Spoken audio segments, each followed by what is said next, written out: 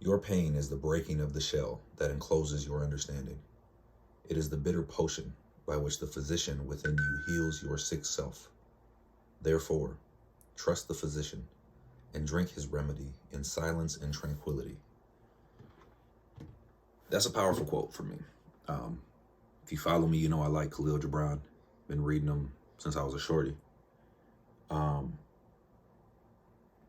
that quote for me has helped a ton. It allows me to reframe, like, yo, this pain that you're experiencing, and I guarantee you are experiencing something right now that fucking sucks. Reframe that from just like some pain for pain's sake. Like, nah, that's your shell breaking. That's you breaking through the cocoon, right? How are you going to use that pain to heal yourself, to heal your person, to contextualize whatever trauma it is that you've experienced? Every time we experience pain, it's giving us an opportunity on how we want to interpret that pain and how we want to grow from that pain.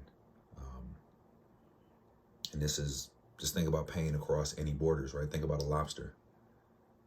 I guess any crustaceans. In order for them to grow, they have to shed their previous skin. Or they could just stay the same fucking size their whole life. I can't imagine you want to stay the same size your whole life. And when I say size, I'm not meaning waistline, but just the same person, right? Take your pain, grow from it.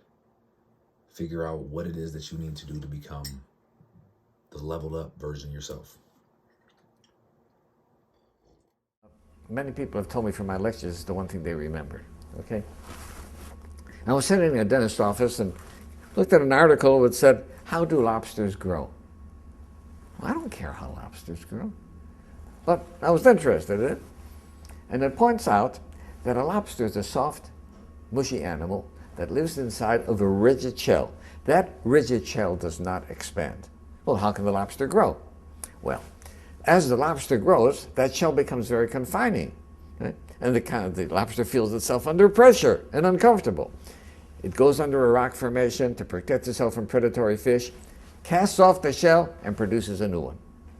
Well, eventually, that shell becomes very uncomfortable as it grows, right? Back under the rocks. Good. And the lobster repeats this numerous times.